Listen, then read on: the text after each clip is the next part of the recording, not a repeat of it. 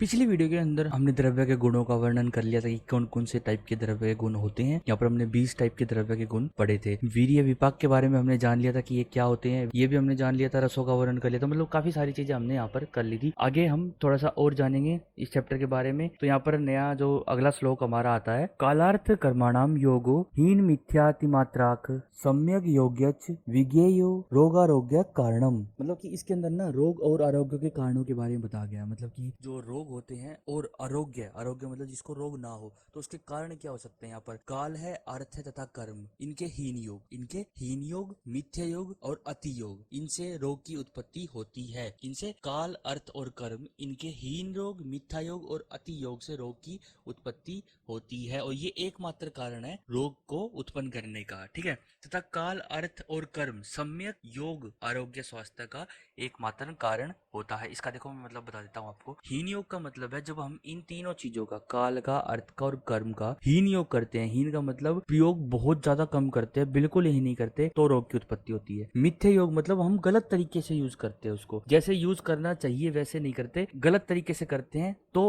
उसको कहते हैं मिथ्या योग। फिर आता है अति योग। अति योग को कहेंगे जब किसी भी चीज को आप ज्यादा मात्रा में करते हो, ज्यादा बार करते हो, बिल्कुल हद पार कर देते हो, तो वहां पर आता है अति योग। तो यही चीजें हैं, यही तीन चीजें हैं, हीन योग, मिथ्या योग और अति योग। इन तीनों चीजों की वजह से रोगों की उत्पत्ति होती है। और इनका सम्यक योग, अब सम्यक योग का मतलब है कि इनका बराबर मात्रा में यूज करोगे तो आरोग्य रहेगा। आरोग्य मतलब आपका जो शरीर है, आपका जो स्वास्थ्य है वो बना रहेगा, बिल्कुल स्वस्थ बना रहेगा। ओके, यहाँ पे देखो अब काल के बारे में थोड़ा सा बताया गया है, यहाँ पर पढ़ सकते हो। काल की दृष्टि से अगर आप देखो तो यहाँ पर शीतकाल, उष्ण काल तथा वर्षा काल, ये तीन यहाँ पर काल बताए गए हैं। शीतकाल मतलब ठंडा, उष्ण मतलब गर्म, और वर्षा मतलब बारिश वाला काल। ओके, इन कालों के समूह को वर्ष, वत्सर और संवत्सर कहते हैं। अब काल के कर्मस में जैसे काल है, अब मान लो शीतकाल है, अब शीतकाल में शीत का, उष्ण काल में उष्ण का, वर्षा काल में वर्षा का अधिक होना अति योग कहलाता है।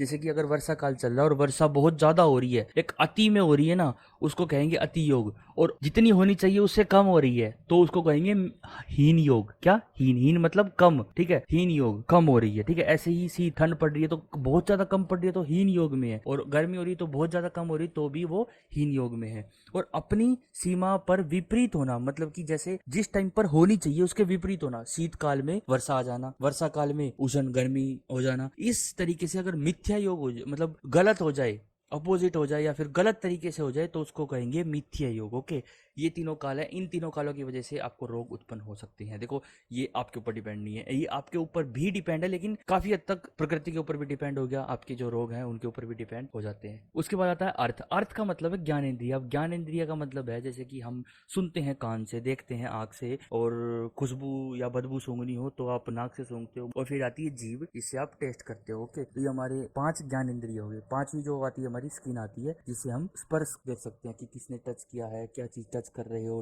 ठंडा लग रहा है, गर्म लग रहा है, वो हम स्किन से देखते हैं, त्वचा से, है ना। तो ये जो ज्ञान इंद्रिया है, इनका अति योग, मिथ्या योग और हीन योग होना ही रोग की उत्पत्ति होती है। मतलब कि हम इनका अति योग करते हैं, ज्यादा तेज आवाज सुनते हैं बहुत टाइम तक, तो वो अति योग हो जाएगा। बिल्कुल ही नहीं सुनते कुछ, बिल्कुल कान में डांटे फंसा रखे हैं, कुछ सुनते ही नहीं हो कभी भी, तो हीन योग हो जाएगा। और मिथ्या योग मतलब कभी एकदम तेज हो, सुन लिया, कभी सुनने का टाइम है वहां सुना नहीं, जहां सुनना चाहिए, जहां नहीं सुनना चाहिए वहां सुन रहे हो, तो वो हो जाएगा मिथ्या योग। तो ऐसे ही यहाँ पर अर्थ के हिसाब से अपनी इंद्रियों का गलत उपयोग हीन योग, मिथ्या योग और अति योग होता है। उसके बाद आते हैं कर्म। कर्म अपने आते हैं जैसे वाणी हो गया, मन हो गया, तथा शरीर की प्रवृत्ति या चेष्टा का नाम कर्म है। अब इसमें जैसे कि वाणी मन मतलब गंदा सोचना, ज्यादा सोचना, कम सोचना या गलत सोचना, वही अति, हीन और मिथ्या में आ जाते हैं। कम बोलना, गंदा बोलना, ज्यादा बोलना, यही आ जाते हैं हमारे उसमें। और चेष्टा प्रवृत्ति मतलब ज्यादा गुस्सा करना, कम गुस्सा करना और गलत टाइम पे गुस्सा करना, वो अति योग, मिथ्या योग और हीन योग में आ जाते हैं हमारे। तो यहाँ पर आप कोरिलेट कर सकते हो अति योग को, हीन योग को और मिथ्या योग को। तो यही एकमात्र कारण है मेन किस चीज के, रोग उत्पत्ति के। ओके, अब चलते हैं हम अपने नेक्स्ट श्लोक पे। यहाँ पे देखते हैं रोग आरोग्य के भेद। यहाँ पर हम भेद देखेंगे कि रोग और आरोग्य के भेद कौन से होते हैं। यहाँ पर वात है, पित्त है, कफ, इन तीनों दोषों की विषमता, मतलब कि ये तीनों दोष जब खराब हो जाते हैं, ऊपर नीचे हो जाते हैं, मतलब कोई बढ़ जाता है कोई घट जाता है, विषम अवस्था में होते हैं, तो उसका नाम ही क्या है, रोग। और अगर ये दोष जब समान स्थिति में रहते हैं ना, तब आरोग्य की प्राप्ति होती है, अतः मानव जो है वो सुखी रहता है। ठीक है, और यहाँ पर देखो ये आपको समझ आएगा, किसी भी दोस्त का जो बढ़ना या किसी का घट जाना से रोग होता है, और उसी प्रकार का रोग होता है। जैसे वात बढ़ गया अगर आपके शरीर में, जो वात से जो बीमारी होने वाली होंगी तो आपको वो होंगी। अगर पित्त बढ़ जाता है तो पित्त वाली बीमारियां होंगी, कफ बढ़ जाता है तो कफ वाली बीमारियां होंगी। तो ये आपको पता होना चाहिए कि कौन से दोष से क्या बीमारी हो रही है और होती कौन सी है, वो आपको बाद में पता चल जाएगा। ठीक है, यहाँ पर देखते हैं रोगों के दो भेद हैं। सबसे पहला आता है निज और फिर आता है आगंतुज। अब निज और आगंतुज में क्या फर्क है? निज का मतलब जो अंदर से हो शरीर के, जैसे कि वात आदि जो दोष हैं वो भीतर, जो भीतरी दोष है, ठीक है, जो अंदर से शरीर को रोग देते हैं। और आगंतुज मतलब कि जो बाहरी होते हैं, जैसे कि किसी सांप ने काट लिया या फिर किसी ने प्रहार कर दिया आप पे, गदा लाठी हॉकी तलवार इनसे किसी से भी, या फिर ज्यादा गर्मी लग गई आपको, ज्यादा ठंडा कुछ आग में लग गया, तो ये सब क्या हो जाता है आपका आगंतुज हो जाता है। मतलब जो बाहर से लग रहे हैं आपको रोग, ठीक है, और अंदर के दोषों की वजह से जो रोग हो रहे हैं वो आ गए आपके निज रोग। ओके, और उसके बाद आते हैं आपके दो प्रकार के रोगाधिष्ठान। रोगाधिष्ठान मतलब रोग जहां पर बैठते हैं। कहाँ बैठते हैं रोग? सबसे पहला है काय। काय मतलब शरीर, मैंने आपको बताया रखा, काय मतलब शरीर और मन। यहाँ इन दोनों स्थानों पर ही रोग जो है वो बैठते हैं या रहते हैं, चाहे तो शरीर में रोग होगा या मन में रोग होगा। तो यहाँ पर जो रोग का अधिष्ठान है वो दो ही बताया गया है, ये आपको ध्यान रखना है। प्रथम वेद से होने वाले रोगों का अधिष्ठान है काय, दूसरे वेद से कहे जाने वाले रोगों का अधिष्ठान है मन। ठीक है, इसमें आपकी मूर्छा, संन्यास, ग्रहरिष्ट, भूतोन्माद, अपसमार, राग, द्वेष ये आते हैं। और इसके अंदर आते हैं ज्वर, रक्त, पित्त, काश, श्वास आदि। ठीक है, ये आप एग्जाम्पल याद कर लेना, और अगर आपको ये नहीं पता है तो कोई बात नहीं, आप सीख जाओगे जल्दी जल्दी कि ये रक्त पित्त क्या है, काश क्या है, ज्वर क्या है, श्वास क्या है, सब कुछ। उसके बाद हम थोड़े से ना मानसिक रोगों के ऊपर भी, मानसिक दोषों के ऊपर भी थोड़ा सा ध्यान दे लेते हैं। हमने शारीरिक दोष तो पढ़ लिए, वात पित्त कफ, लेकिन हम मानसिक भी देख लेते हैं। उसके बाद मानसिक जो गुण है, गुण कह सकते हो या फिर दोष भी कह सकते हो, ठीक है, तो वो हमारे रज और तम। ठीक है, रजोगुण और तमोगुण ये दो हैं। ठीक, और साथ में एक और आता है जिसको कहते हैं सत्व, रज, तम। देखो ये तीनों हो गए ना, सत्व, रज, तम, लेकिन इनमें तीसरा सत्व नहीं है। रज है, तम है, लेकिन सत्व नहीं है। ये है दोष, दोष है सिर्फ रज और तम, और गुण है सत्व, रज, तम तीनों। ओके, ये तीनों है सत्व, रज, तम, क्या है? गुण है। सबसे बेस्ट गुण माना गया है सत्व गुण। सत्व गुण जिसका प्रधान होता है वो आदमी सबसे श्रेष्ठ माना जाता है। रज और तम, रज का मतलब है जैसे कि वो ज्यादा गुस्सा करता है, ज्यादा झूठ बोलता है, ये सभी चीजें जिसमें रज गुण प्रदान होता है, तो ये सारी चीजें रज वाले व्यक्ति में आती है।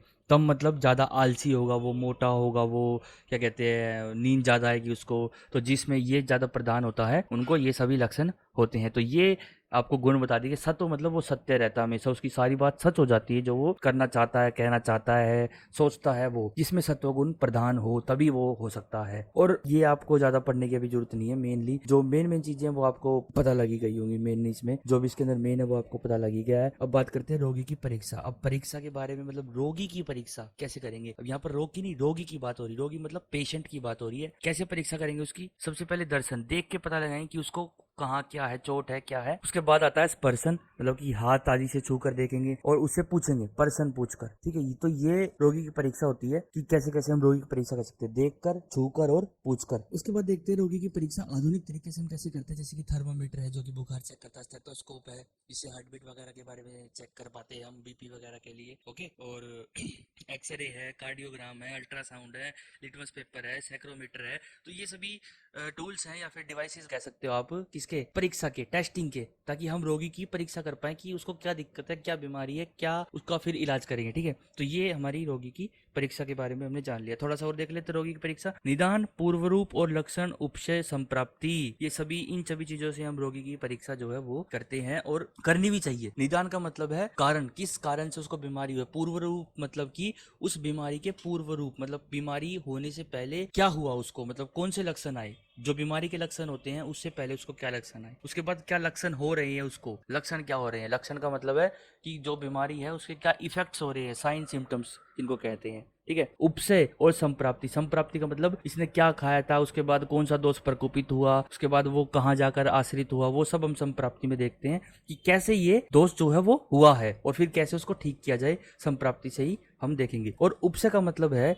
कि जो वो रोग हुआ है, अगर वो रोग बढ़ा तो वो अपने साथ साथ दूसरे रोगों को भी लेके आएगा, तो उसके लिए हम उपशय के बारे में, उपशय भी देखते हैं कि ये कौन कौन से और रोगों को लेके आ सकता है। ठीक है, और यहाँ तक देखो ये हमने मेनली पढ़ लिया है। ये आपको जो है मेन याद होना चाहिए। निदान, पूर्व रूप, लक्षण, उपसर्ग, संप्राप्ति, यही आपका लास्ट ईयर तक चलता रहेगा। जब भी आपको किसी भी बीमारी के बारे में एग्जाम में लिखना आएगा तो उसके निदान, पूर्व रूप, लक्षण, उपसर्ग, संप्राप्ति, ये सभी चीजें आपको लिखनी पड़ेगी।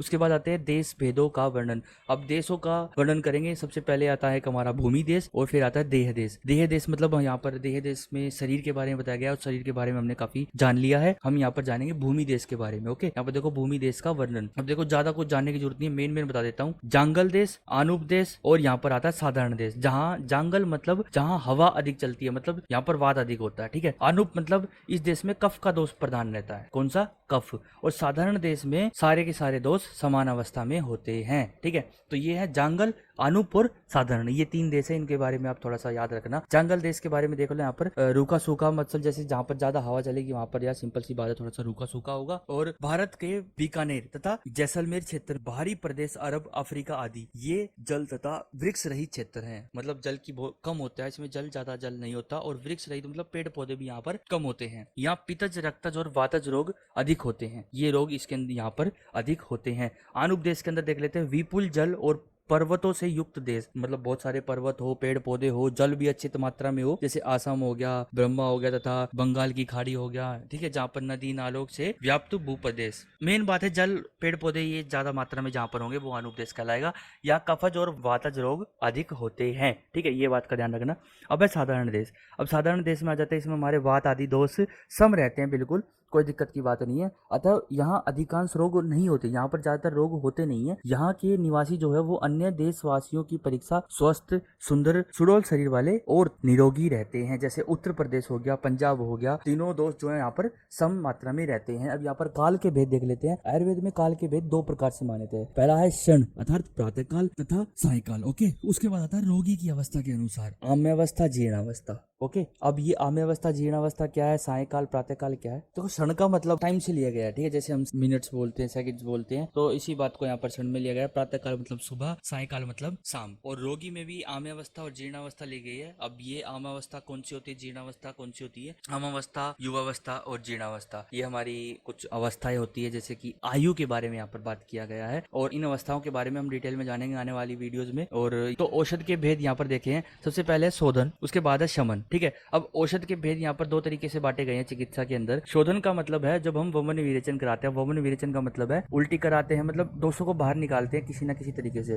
वमन का मतलब है ऊपरी द्वार से बाहर निकालना, विरेचन का मतलब है नीचे से बाहर निकालना। उल्टी दस्त समझ सकते हो आप इनको, ठीक है। इन तरीकों से हम दोषों को निकालते हैं बाहर, शोधन करते हैं शरीर का, ठीक है। शमन मतलब हम शांत करते हैं दोषों को, कुछ ना कुछ खिला पिला के दोषों को क्या करते हैं यहाँ पर शांत करते हैं, तो वो आ जाता है हमारा समन में। समन मतलब शांत करना, शोधन मतलब शुद्ध करना, निकालना, बाहर निकाल के शुद्ध कर देना। फिर आता है शारीरिक दोषों की चिकित्सा। अब शारीरिक दोषों की चिकित्सा कैसे करेंगे? मेनली शरीर संबंधी दोष जो होते हैं हमारे, उनकी उत्तम चिकित्सा का क्रमश इस प्रकार बताया गया है। जैसे कि वात दोष है हमारे, उसकी चिकित्सा में बस्ती प्रयोग करनी चाहिए। क्या बस्ती प्रयोग? अब ये बस्ती क्या है ये आप आगे जानोगे, आगे आने वाले चैप्टर्स में, आगे आने वाले वीडियोज में, आगे आने वाले सब्जेक्ट्स में डिटेल में जानते रहोगे। और 4th ईयर में तो बहुत ज्यादा डिटेल में जानोगे आप इसको, बस्ती प्रयोग को। उसके बाद पित्त दोष में है विरेचन चिकित्सा। जैसे मैंने आपको बताया, विरेचन मतलब कि उसको दस्त लगवा के हम क्या करते हैं, उसके दोषों को बाहर निकालते हैं। कफ दोष में हम वमन, वमन मतलब उल्टी करवाते हैं और उसके जो कफ दोष है उसको बाहर निकालते हैं। और वात दोष में तैल हो गया, पित्त दोष में घृत और कफ दोष में मधु का प्रयोग करना उत्तम और समन चिकित्सा है। ये वात दोष जब किसी को होता है तो उसमें तेल का प्रयोग किया जाता है, पित्त दोष में घृत का, घी, और कफ दोष में मधु, पता ही होगा यार आपको शायद। इन सभी का प्रयोग करना उत्तम समन चिकित्सा माना गया है। उसके बाद बात करते हैं यहाँ पर मानसिक दोषों की चिकित्सा। अब देखो मैं आपको पहले बता दूं कि ये जो 1st ईयर है इसमें बस आपको बेस क्लियर करा रहे हैं, ये ज्यादा इसमें रटने की आपको जरूरत नहीं है। अगर आपको याद होता है थोड़ा बहुत तो वो याद कर लो, ठीक है। बस मेन चीजें आपको याद होनी चाहिए, जैसे कितने दोष हैं, किस दोष में कौन सी बीमारियां हो सकती है, कितने देश हैं टोटल भूमि, जैसे जो मैंने बताया आनूप देश, जंगल देश, साधारण देश, कितने रस हैं, कितनी धातुएं हैं, ये सभी आपको पता होनी चाहिए। धीरे धीरे दो दूसरे सब्जेक्ट्स है ना उनको ही पढ़ोगे तो वे याद हो जाएंगे, ओके। उसके बाद मानसिक दोष देख लेते हैं। मानसिक दोष में देखो बुद्धि है और धैर्य है, इनकी चिकित्सा देखेंगे ना मानसिक दोष की, तो इसमें बुद्धि नष्ट होती है, धैर्य नष्ट होता है, ठीक है। तो इसमें क्या है, बुद्धि और धैर्य, इसमें हम क्या कराते हैं, उसको ना ज्ञान कराते हैं कि कौन मेरा है, क्या उसका बल है, कौन सा उसका देश है, ठीक है, क्या उसके लिए हितकर है, क्या उसके लिए अहितकर है, उसका ज्ञान कराते हैं। अगर वो ज्ञान चला जाता है तो यही है हमारा मानसिक चिकित्सा में ज्यादातर रज और तम की चिकित्सा हम कराते हैं। कैसे? उसको ज्ञान देके, उसको आत्मादि, विज्ञान और व्यवहार व्यवहार करना, कैसे व्यवहार करना चाहिए, ये सब ज्ञान देके हम उसको सिखाते हैं, उसकी चिकित्सा करते हैं। ठीक है, अब यहाँ पर चिकित्सा के 4 पाद है, ये इंपॉर्टेंट है। ये चिकित्सा के जो 4 पाद है ये आपके लिए इंपॉर्टेंट है। ये श्लोक भी अगर आप चाहो तो याद कर सकते हो। विषक द्रव्यानुपस्थता रोगी पाद चतुष्टयम चिकित्सितस्य निर्दिष्टम प्रत्येकम तचतुर्गुणम। भीषक, द्रव्य, उपस्थता और रोगी। ठीक है, ये 4 हमारे चिकित्सा के पाद है। अब देखो, भीषक का मतलब होता है जो वैद्य होता है, जैसे डॉक्टर। ठीक है, उसके बाद द्रव्य मतलब दवाइयां, और उसके बाद उपस्थता। उपस्थता जैसे कि आप कह सकते हो नर्स को, या फिर असिस्टेंट जो रख रखा हो डॉक्टर ने, जो दवाई देगा टाइम पे, वो। और चौथा आता है रोगी। ओके, तो भीषक मतलब वैद्य या फिर चिकित्सक। द्रव्य मतलब मैनफल आदि, वमन कारक, अतार शोधन द्रव्य, गुरुच आदि, जितने भी द्रव्य होंगे, दवाइयां मतलब की टोटल, वे सारी द्रव्य में आती है। तो चिकित्सा के 4 पाद, चिकित्सा करने के लिए ये 4 चीजें होनी बहुत जरूरी है। ठीक है, इनके बिना चिकित्सा हो ही नहीं सकती। जैसे कि एक तो पहला डॉक्टर, उसके बाद दवाइयां, द्रव्य, उपस्थता मतलब कि जैसे कि नर्स हो गई, यहाँ पे हमारा असिस्टेंट हो गया, जो रोगी के पास रहकर उसकी देखभाल करेगा। ठीक है, उसे उठाए बिठाए, खिलाए पिलाए, मलमूत्र करने में सहायता करे। ये है उपस्थता की चीजें। उपस्थता करता क्या है? उसके बाद आता है रोगी। जब रोगी नहीं होगा तो चिकित्सा किसकी करोगे भाई? तो मेन बात है रोगी, उपस्थता, द्रव्य, भीषक। ये आपको याद करने हैं, ये इंपॉर्टेंट आपके लिए, ये आपको याद होने भी चाहिए। पूछ सकते हैं कि चिकित्सा के 4 पाद बताइए, उसमें अगर आप अच्छे तरीके से इनको डिफाइन करके लिख के आते हो तो अच्छी बात है, और अगर श्लोक लिख के आते हो तो बहुत अच्छी बात है। अब यहाँ पर देख लेते हैं हम वैद्य के 4 लक्षण। वैद्य के पास ये 4 लक्षण जरूर होने चाहिए, जैसे कि दक्ष होना चाहिए, तीर्थ होना चाहिए, और यहाँ पर दृष्ट कर्म। अब ये दुष्ट मत पढ़ना, ये है दृष्ट कर्म और जो सूची। अब इसके मतलब मैं आपको बताता हूँ। दक्ष मतलब चिकित्सा कर्म में कुशल हो, चिकित्सा कर्म में कुशल हो अच्छी तरीके से। ठीक है, तीर्थ मतलब शास्त्र के अर्थ को ग्रहण कर चुका हो, मतलब कि जितने शास्त्र हैं आयुर्वेद के, उन सब के अर्थ को ग्रहण कर चुका हो। ठीक है, और चिकित्सा की विधियों को जो अनेक बार देख चुका हो, मतलब कि अच्छे तरीके से देख चुका हो, वह दृष्ट कर्म। दृष्ट कर्म देखा हुआ। जो सूची का मतलब है शरीर और आचरण से वो खुद पवित्र हो। ठीक है, तो वही है वैद्य के 4 लक्षण। मतलब वैद्य मतलब चिकित्सक के 4 लक्षण। अब औषध द्रव्य के 4 लक्षण देख लो। बहुकल्प, बहुगुण, संपन्न और योग्य। बहुकल्प मतलब जो सवरस, क्वाथ, फांट, अवले, चूर्ण आदि अनेक रूपों में दिया जा सके, ऐसा द्रव्य होना चाहिए जिसको हम सवरस बना के दे दे, क्वाथ बना के दे दे, फांट बना के दे दे, चूर्ण बना के दे दे, अवले बना के दे दे। ठीक है, ऐसा द्रव्य, ज्यादातर ऐसे द्रव्य का प्रयोग करना चाहिए। बहुगुण मतलब जो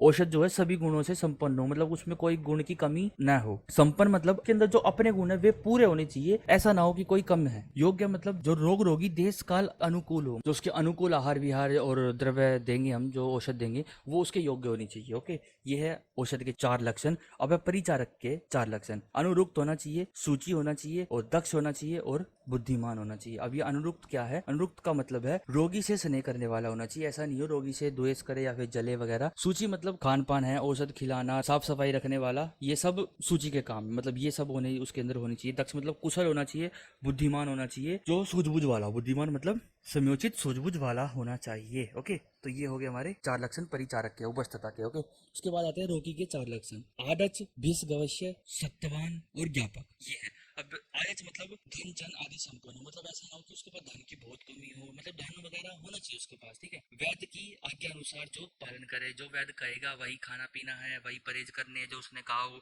ठीक है, अपने सुख दुख कहने में सक्षम हो, मतलब बता पाए कि मेरे को क्या प्रॉब्लम है, क्या मैं नहीं कर पाता हूँ, क्या करना चाहता हूँ वगैरह, सब कुछ बता सकता हूँ। सत्यवान मतलब जो मानसिक शक्ति संपन्न, अर्थात चिकित्सा काल में होने वाले कष्टों से गड़बड़ाने वाला ना हो, मतलब कि जो चिकित्सा उस पर की जाएगी रोगी पर, उससे घबरा ना जाए, ऐसा होना चाहिए। ऐसा नहीं वो डर जाए कि भैया क्या कर रहे हो, क्यों इंजेक्शन लगा रहे हो, भाग जाए इंजेक्शन से भी डर के। तो ऐसे रोगी की क्या चिकित्सा करोगे? क्या कर ही नहीं सकते ना, बिल्कुल नहीं कर सकते। तो यही है रोगी के 4 लक्षण। तो उसके बाद आते हैं गाइस साध्य असाध्य के अनुसार व्याधि के भेद। अब साध्य असाध्य क्या चीज है? ये साध्य असाध्य, इस प्रकार रोग के 2 भेद होते हैं। रोग के 2 भेद बताए गए हैं, इनके भी पुनः 2 भेद होते हैं। साध्य में सुख साध्य और कृत साध्य होता है। ठीक है, इसके बाद असाध्य में भी 2 भेद है, याप्य और अनुक्रम। अब देखो इनका मतलब ना मैं आपको बिल्कुल डिटेल में बहुत अच्छे तरीके से बता देता हूँ। साध्य और असाध्य का मतलब है ठीक हो सकता हो और जो ठीक ना हो सकता हो, साफ सीधी बात है। साध्य मतलब जो ठीक हो सकता हो, असाध्य मतलब जो ठीक ना हो सकता हो। अब इसके भी 2 भेद है, साध्य के 2 भेद यहाँ पर बताए गए हैं। ये रहे यहाँ पर 2 भेद। सुख साध्य मतलब जो इजीली ठीक हो जाए बहुत। कृत साध्य मतलब जो थोड़ी सी लेट ठीक हो, जो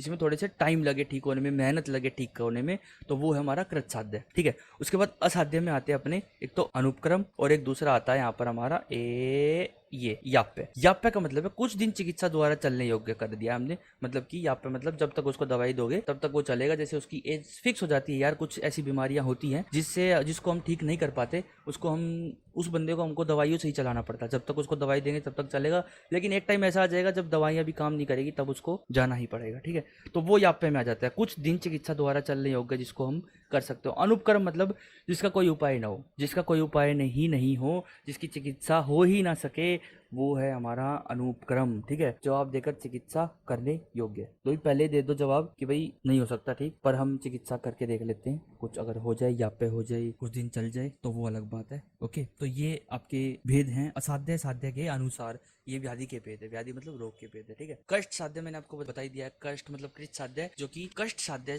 वे रोग होते हैं जिनमें शास्त्र शार आदि मतलब सर्जरी वगैरह हो, ये सब किए जाते हैं। मतलब एक तरीके से ठीक कर दिया जाता है, ठीक हो सकती है लेकिन उसमें थोड़ा कष्ट लगता है, बंदे को सहन भी करना पड़ता है। ठीक है, यहाँ पे भी मैंने आपको बता दिया। ठीक है, यहाँ पे मतलब जिसको दवाइयों पे चलाया जाए। ठीक है, बचे रहने के कारण हितकर आहार विहार औषध के अभ्यास से लगातार सेवन कराने से रोगी चल फिर सक रहा हो, बस वो चलता फिरता रहेगा। जब तक उसकी दवाई चलती रहेगी तब तक वो चलता फिरता रहेगा। अब प्रत्याग रोग के लक्षण मैंने आपको बता दिया। इसका मतलब है अनुपक्रम, मतलब कि जो सुख साध्य लक्षणों से अत्यंत विपरीत हो। ठीक है, मतलब इसकी तो ठीक हो ही नहीं सकती, ये बीमारी ठीक नहीं होगी। साफ साफ जवाब दे दिया जाएगा कि इसकी ज्ञानेंद्रिय का नाश हो गया है। अब ले जाओ। अब बात करते हैं त्याज्य रोगी की। त्याज्य रोगी मतलब कि चिकित्सा को चाहिए कि निम्नलिखित प्रकार के रोगी की चिकित्सा न करें। मतलब कि त्याज्य रोगी मतलब ऐसे रोगियों को त्याग दे, उनकी चिकित्सा करनी ही नहीं चाहिए। जिससे राजा या महाजन, जो महाजन होते हैं वे द्वेष करते हो, जो स्वयं अपनी द्वेषी हो। ठीक है, ऐसे रोगी की चिकित्सा नहीं करते हो जिससे राजा महाराजा जो है वे द्वेष करते हो। द्वेष का मतलब समझ रहे हो ना, दुश्मन हो।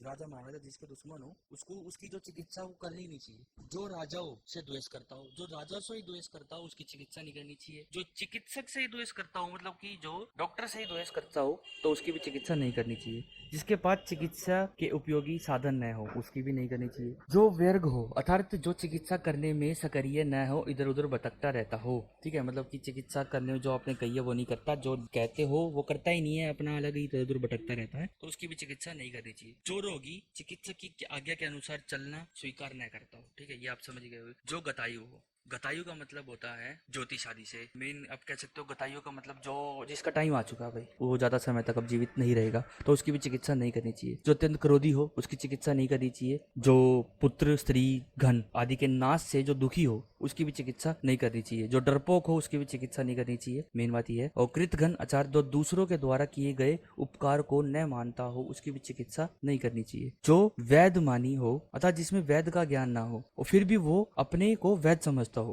उसकी भी चिकित्सा नहीं करनी चाहिए। मतलब जो डॉक्टर ना हो और अपने को डॉक्टर समझता हो, तो उसकी चिकित्सा बिल्कुल नहीं करनी चाहिए। इन चीजों का आपको ध्यान रखना है। और उसके बाद आता हमारा लास्ट श्लोक। अब और ये जो श्लोक है ये भी बेफालतू का ही है, इसकी कोई जरूरत नहीं है यहाँ पर। वैसे आपके जो मेन श्लोक्स थे चैप्टर 1 के वो बिल्कुल कंप्लीट हो चुके हैं, तो उसके बाद हम अब नेक्स्ट वीडियो से चैप्टर 2 को स्टार्ट करेंगे। तो चैप्टर 2 में हम देखेंगे आगे आने वाले कि क्या क्या है, दिनचर्या के बारे में देखेंगे कि क्या दिनचर्या है, दिन में क्या करना चाहिए क्या नहीं करना चाहिए, ये सब हम चैप्टर 2 में देखने वाले हैं। और चैप्टर 1 आपका कंप्लीट हो चुका है, इसको आप एक बार बुक से पढ़ लो तो आपको ज्यादा अच्छे से समझ आ जाएगा। और अगर आपको कुछ भी डाउट हो तो आप एक बार वीडियो दोबारा जाके देख लो, तो वो भी आपका डाउट क्लियर होने के पूरे चांसेस हैं। चिंता मत करो, जितने भी ग्रुपों में आप हो आयुर्वेद के अपने कॉलेजेस के, तो वहाँ पर आप ये शेयर कर सकते हैं। नया चैनल शुरू हुआ है और यहाँ पर हम बेहतर से वीडियो आपके पास लाते रहेंगे। और